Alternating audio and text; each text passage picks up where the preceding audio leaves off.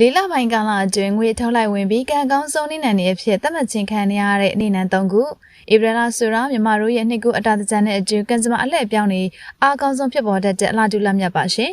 ဒီနေ့ရဲ့လေးလပိုင်းမှာတော့ထူးထူးခြားခြားကျေတရာတွေရဲ့ပတ်မှုကြောင့်ငွေအထုတ်လိုက်အပြုံးလိုက်ဝင်လာဖို့ဇာတာတက်နေတဲ့အနေနဲ့၃ခုရှိနေပါတယ်အရင်ကဘလောက်ပဲကံပိတ်ခဲ့ပါစေဒီလထဲမှာတော့ထူးခြားတဲ့အခွင့်အလမ်းတွေကတည့်ရတကားကိုလာခောက်ကြော့မဲဆိုပြီးတော့နာမည်ကြီးပေတင်ဆရာကြီးကအခုလိုမျိုးဟောကိန်းထုတ်လိုက်ပါပြီရှင်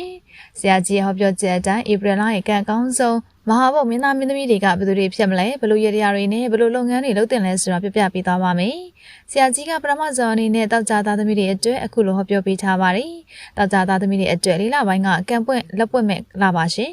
အဝေးကိုရောက်ပြီးတော့အဆက်အသွယ်ပြတ်နေတဲ့လူတချို့စီကနေထောက်ပံ့ကူညီမှုတွေရရှိတတ်ပါတယ်ဇနီးသားသမီးတွေနဲ့ပူးပေါင်းပြီးတော့အလုပ်တွေလုပ်ကိုင်မယ်ဆိုရင်တော့ရွှေမိုးငွေမိုးရွာသလိုအောင်မြင်နိုင်တဲ့အချိန်ကောင်းတစ်ခုပါအလားပါရေးရနဲ့ပတ်သက်တဲ့လုပ်ငန်းတွေမှာပို့ပြီးတော့အောင်မြင်နိုင်ခြေရှိလို့အားစိုက်ပြီးတော့လုပ်ကိုင်ဖို့အတွက်ဆရာကြီးကဟောပြောပေးထားပါတယ်လုပ်ငန်းတွေပို့ပြီးတော့အဆင်ပြေအောင်တောက်ကြနေမနက်မှာအနှစ်စီပန်အဖြူချက်ဝင်ကိုရေမွေးအနှဲငယ်ဆွပြီးတော့မိမိရဲ့အိမ်ဖျားမှာကက်လူပူဇော်ပေးပါ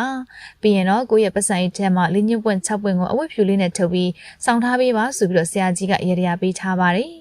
လုပ်ငန်းကန်စာတာထွတ်တိတ်ကိုရောက်ရှိနေတဲ့တင်းငွေသားသမီးတွေအတွက်လည်းဆရာကြီးကဟောပြောချက်ထုတ်ပေးထားပါသေးတယ်ရှင်။တင်းငွေသားသမီးတွေကတော့လေးလပိုင်းမှာဩဇာအာဏာနဲ့ငွေကြေးကံတပြိုင်နက်တက်နေပါတယ်။ကိုလုံးသမီးအရာထင်နေမဲ့ကာလဖြစ်ပြီးတော့အထူးသဖြင့်အစိုးရကိစ္စတွေအကြီးအကဲတွေနဲ့ပတ်သက်တဲ့အလုပ်တွေမှာငွေအထုတ်လိုက်ရရှိတတ်ပါတယ်။ရာထူးတိုးတာမျိုးဒါမှမဟုတ်လုပ်ငန်းတိုးချဲ့ဖို့အတွက်ငွေအလုံးရင်းနဲ့ရင်းနှီးနိုင်မဲ့အခြေအနေမျိုးတွေကြုံရပါလိမ့်မယ်။ထူးခြားတဲ့ရတရားအနေနဲ့တနင်္ဂနွေနေ့နေထွက်ချိန်မှာဖန်ခွက်အသစ်တစ်လုံးထဲကိုတန်ရှင်းနဲ့ရည်ဖြည့်ပြီးတော့အဝါကွင်းဒါမှမဟုတ်အဝါရောင်ပန်းဝင်လေးတစ်ခုထည့်ပြီးတော့ဖျားစင်မကလူပါ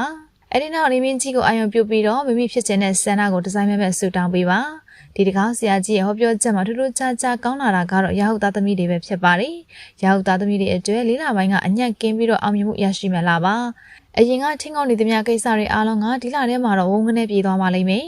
2026ခုနှစ်အတွင်းရဟုတ်သားသမီးတွေရဲ့ကံအကောင်းဆုံးလက၄လပိုင်းပဲဖြစ်ပါတယ်။ရစရာရှိတဲ့အကျွေးတွေလည်းအမြန်ဆုံးပြန်တက်မလို့ငွေတုပ်ပိုက်ထားသလိုကြွားချမ်းသာတော့မှာပါ။ထူးထူးခြားခြားရေတရားအနေနဲ့ဗုဒ္ဓဦးနေ့ညနေပိုင်းမှာအမေအောင်ပေါဝင်တဲ့တရိတ်ဆန်လေးတွေကိုအစားစာဒါနပြုလုပ်ပေးပါ။ပြီးရင်တော့မိမိရဲ့လက်စွပ်ဒါမှမဟုတ်နာရီကိုတန်ရှင်းစင်ကြဲတဲ့နှုတ်ရည်နဲ့အနှဲငယ်စေကြိုပြီးတော့ပြောင်းဝတ်ပါ။ဒီလိုလုပ်ပေးခြင်းကအညံ့တက်ကိုစေကြိုပြီးလက်လာပေါက်ကိုဖိတ်ခေါ်တဲ့နီလန်ပဲဖြစ်ပါတယ်။ဒီနေ့နဲ့၃ခုက၄လပိုင်းမှာကံအကောင်းဆုံးဖြစ်သတ်မှတ်ခံထားရတာမို့ကိုဘက်ကလည်းပြင်းမနေပဲဝိရိယစိုက်ဖို့လိုအပ်ပါတယ်။ကံကမျက်နှာသာပေးတော့အခွင့်အရေးကိုအရယူကြပါဆိုပြီးဆရာကြီးကအခုလိုတိုက်တွန်းထားပါတယ်။ကျန်တဲ့နေ့နဲ့သားသမီးတွေကတော့၄လပိုင်းအတွင်းမှာကံစတာတော့တင်ရှိနေတာဖြစ်ပြီးဥပုသ်သီလစောင့်တည်ပြီးကောင်းမှုကုသိုလ်တွေလုပ်ပေးမယ်ဆိုရင်တော့စီးပွားလက်လာမတွေအဆင်ပြေနိုင်ပါတယ်။လေးလပိုင်းအတွင်းမှာကံကောင်းဆုံးနေ့နဲ့၃ခုဖြစ်တဲ့တောက်ကြစနေနဲ့တင်းငွေသားသမီးတွေအပြင်တခြားသော9ရက်သားသမီးတွေလည်းကံကောင်းမှုတွေထပ်တူရရှိနိုင်အောင်လေးလပိုင်းမှာငိုလန်းပွက်မစေလို့မှတ်ချက်လေးရေးပြီးတော့ဆုတောင်းပေးသွားခဲ့ကြပါအောင်ရှင်။